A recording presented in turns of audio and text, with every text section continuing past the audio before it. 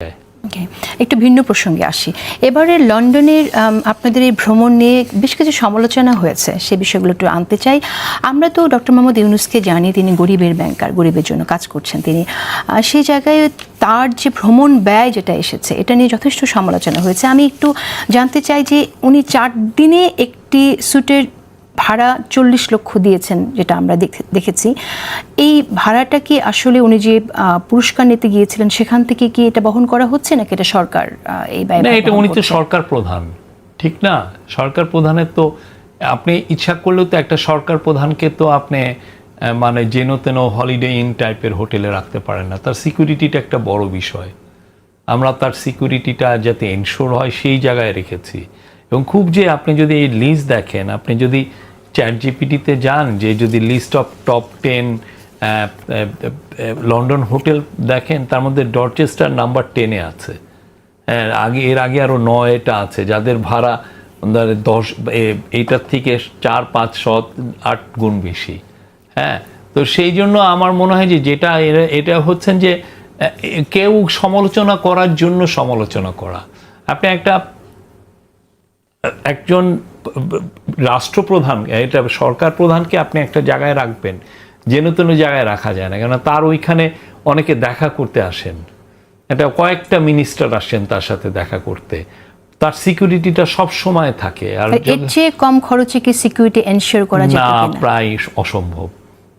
আপনার তো এই জায়গাটা একটা ভালো স্যুট নিতে হয়, সেই জায়গায় আপনার তার সিকিউরিটিটা করতে হয়। তাও তো আমরা স্যার যেটা করেছেন আগে, যেটা হচ্ছে যে শেখ হাসিনার ক্ষেত্রে 30-32 জন খালি এসএসএফের অফিসার যেতেন।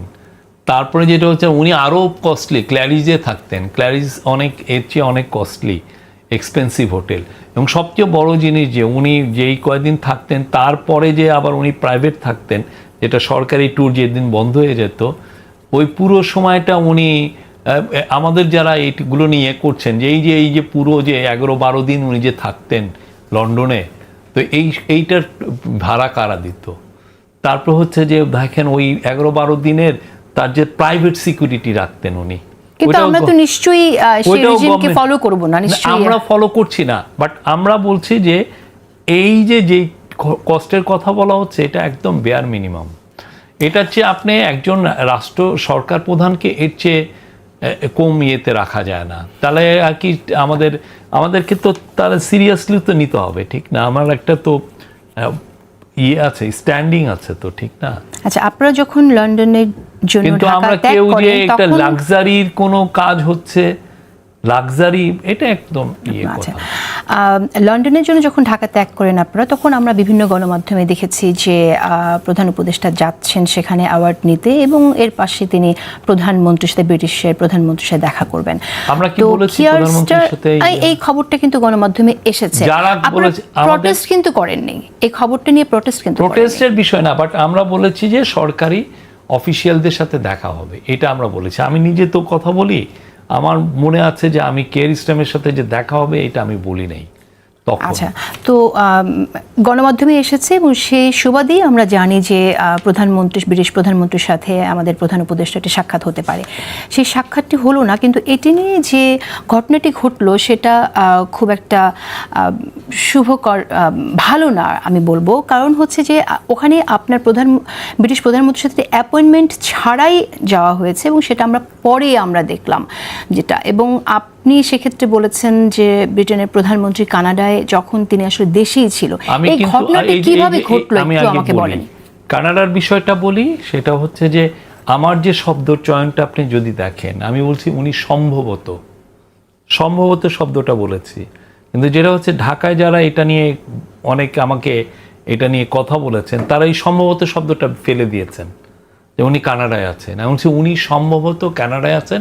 এবং আর একটা সেন্টেন্সও আমি বলেছি যে এটা আমাদেরকে কে বলেছে, একটা ব্রিটিশ লেবার পার্টির এক এমপি।